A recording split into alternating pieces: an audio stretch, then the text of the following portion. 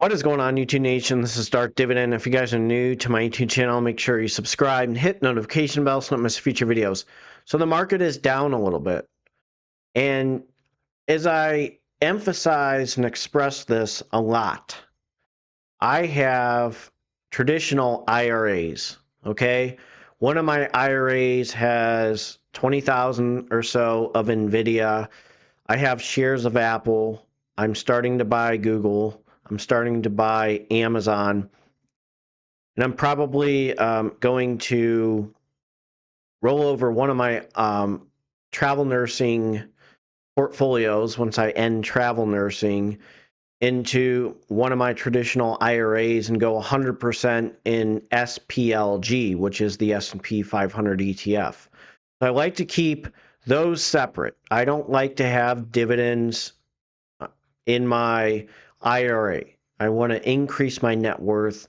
I want to increase price per share, like schg. I mean, it's done extremely well against the S&P 500. They did a stock split recently, so it's very affordable for me to roll over a lot of shares. And actually, I have around $70,000 worth of schg shares, okay? And with the amount of dividends from that, I can buy more shares of schg easily. So I didn't say schd, I said schg. So now with my dividend portfolio, I'm focused on income. Okay, I'm an income investor, dividend growth investor. I invest in the YieldMax ETFs, and I really want to express the dangers of the YieldMax ETFs because there's a lot of people that go all in with the YieldMax ETFs, and I don't think that's a good idea. I don't think it's a good idea to rely on the YieldMax ETFs for retirement. I don't think it's a good idea to go all in with the YieldMax ETFs. I'm going to provide you with some examples of some bad things that happen. So if you're new to this YouTube channel, make sure you subscribe and hit the notification bell so you don't miss future videos. Smash that like button. Let's check out these flaws right now. And look, I'm not in any way completely anti YieldMax ETFs. I mean, I have MSTY 327 shares, NVDY 410. I want to load up on CONY. I want to YieldMax and YMAG. I might actually weekly invest in them. So, I still have, a high amount of investing into those ETFs. And I also have an investing strategy with using their passive income to buy dividend growth stocks. And that's kind of what my focus is, to use these covered call ETFs and these options income ETFs, which remember, they're not actual shares of NVIDIA or MSTY, or I'm sorry, MSTR.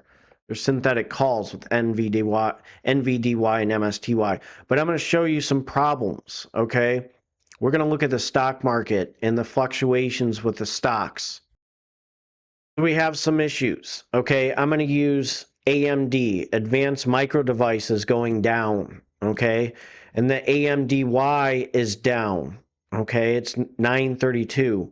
It's getting to the range of possibly a reverse split. So you have to realize with the YieldMax ETF, they use very volatile stocks to kind of follow. Now, some of them are a little bit, I would say, safer, NVDY, but when there's a fluctuation in the market and a fluctuation in the stocks, people are panic selling in the stock market, it's going to affect the YieldMax ETF. So they got some strikes against them. One, they're not actual shares of the stocks. Okay. Two, if there's a bear market, they're in trouble. If there's a recession, they're going to be in trouble. I can almost guarantee that there's going to be reverse splits.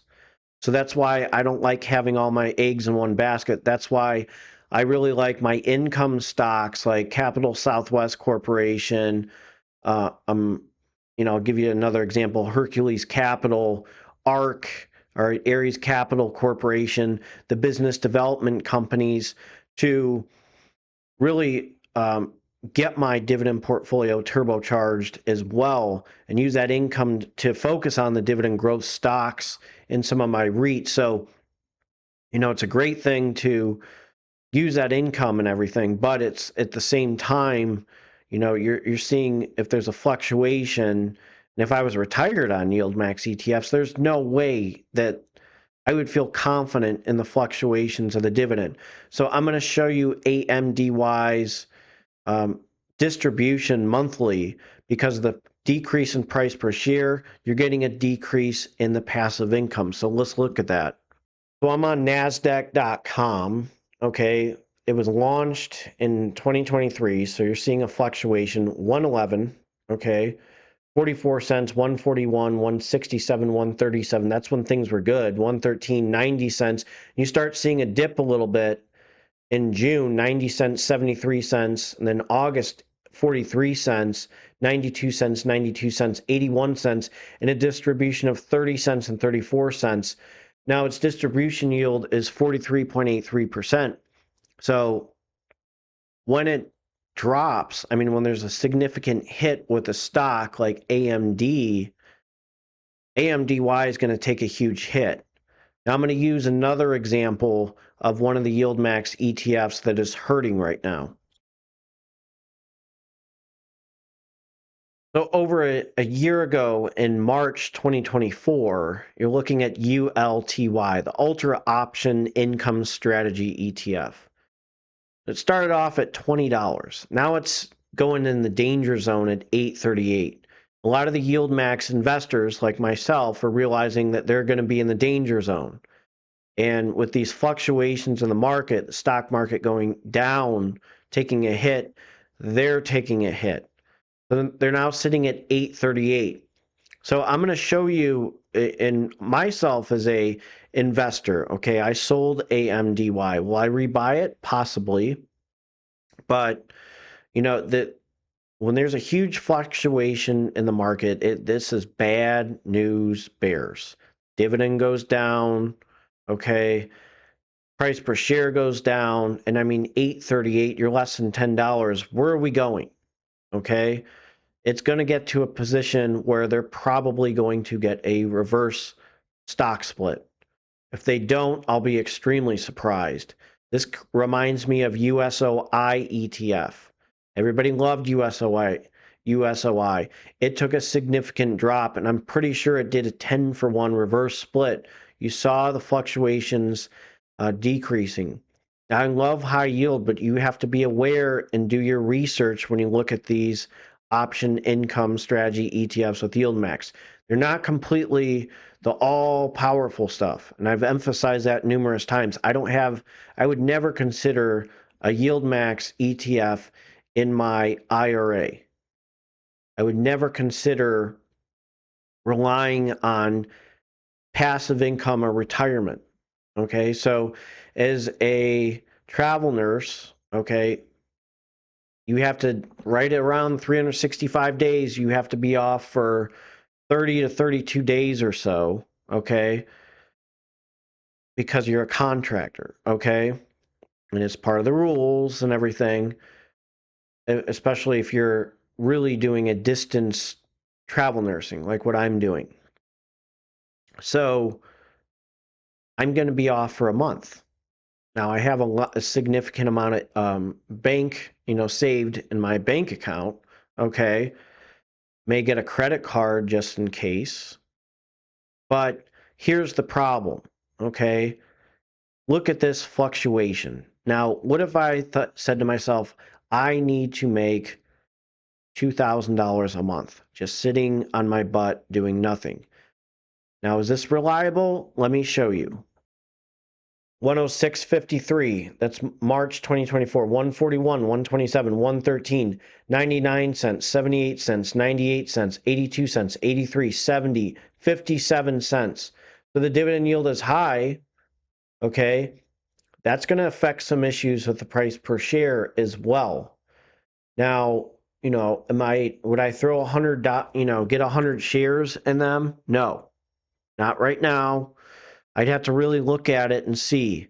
Can things change with a new president? There could be a possibility with the stock market being in a golden age, or it could be bad. It could be a recession. There's still recession fear. So there's a lot of uncertainty. But honestly, reading a graph and looking at the distribution trends or its dividend history on NASDAQ or Zacks or their website, it's a good indicator of what could happen and the dangers that can happen with these YieldMax ETFs. I'm going to jump to one more, and I actually own shares of TSLY. So the big thing with Tesla was that big bubble that happened. Now they launched a little bit earlier, okay? That's one thing with them that got them a little bit in trouble. If you, just by the way I see things, okay? They launched early in 2023. That's when Tesla was at its peak. But then Tesla started to drop, and I'm going to jump to that. Right here, you're starting to see the fluctuation. April 2023, then June, TSLY was looking good, Tesla was looking good, and then there was a little bit of a drop, and this is when Tesla got destroyed. Right around this time, I'm pretty sure, is when that split happened. Now Tesla's up, and they had a huge rebound, and TSLY was right at $17, and it's dipping a little bit. So we have to be aware of the fluctuations of these highly volatile stocks, okay? TSLY could take another hit. The stock market goes down, they can take another hit. So I myself, 39, single, no kids, no student loan debt, no car debt. I can take a hit if something happens.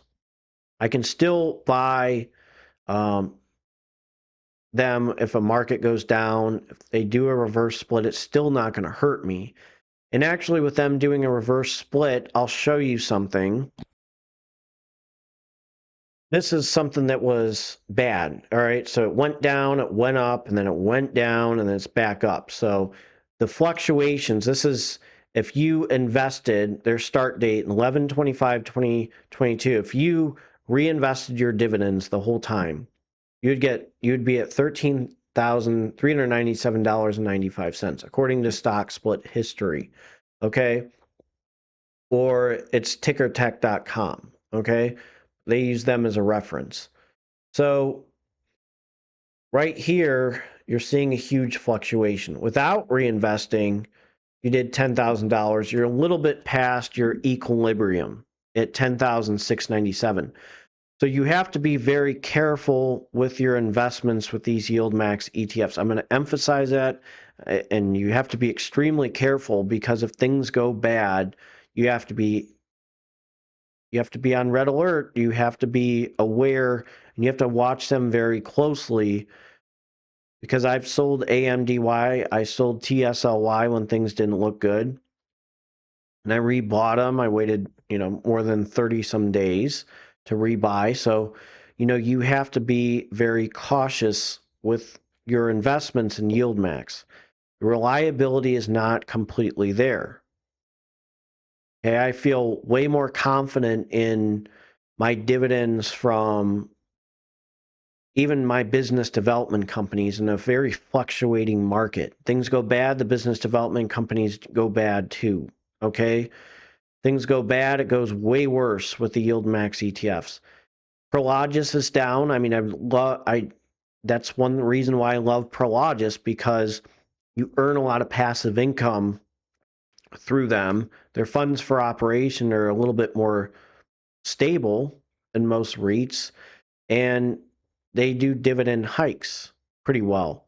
But the YieldMax ETFs, the fluctuations, you have to be extremely careful. It's highs and lows. Okay? It's Jekyll and Hyde. Great, then it's terrible. It's great, then it's terrible. So, you have to be aware of these fluctuations. That's why, I am very careful with my YieldMax ETFs. So if you're new to this YouTube channel, make sure you subscribe and hit notification bell so you don't miss future videos. How do you feel about my presentation discussing the YieldMax ETFs, the cons of the YieldMax ETFs and what you have to be aware of. Take care and have a good one, and I'm going to jump to my disclaimer. So as a reminder, this is a disclaimer. Do not use my YouTube channel for any form of financial advice. It's strictly for entertainment purposes only. Investing is a big risk. You can gain money, you can lose money. So be aware and do your due diligence. It is best to seek financial advice from a financial advisor. So go to a financial advisor for financial advice. Go to a tax advisor for tax advice. I do own shares of these YieldMax ETFs. I cannot confirm if I'm long with these YieldMax ETFs. One, the expense ratio, and two, I showed you the fluctuations of price and what could happen in a bear market or a recession. So be aware of that, okay? Don't use any of my videos or posts on social media for any form of financial advice or investment advice. I'm going to be very clear with you, okay? My situation is different than yours. This is why you have to do your due diligence. I'm 39, single, no kids, no student loan debt, really no obligations, okay? If the YieldMax ETFs took a significant hit, a really bad hit, I'm okay. You might be in a different situation. That's why I tell you not to buy what I buy. This is just my investment strategy. This is what I'm doing. I don't want you to buy anything I buy. You don't have to, okay? I just want you to watch my channel, observe what I'm doing. I'm doing this for entertainment purposes only, okay? You guys take care and have a great Saturday. And go Bucks, beat Irish.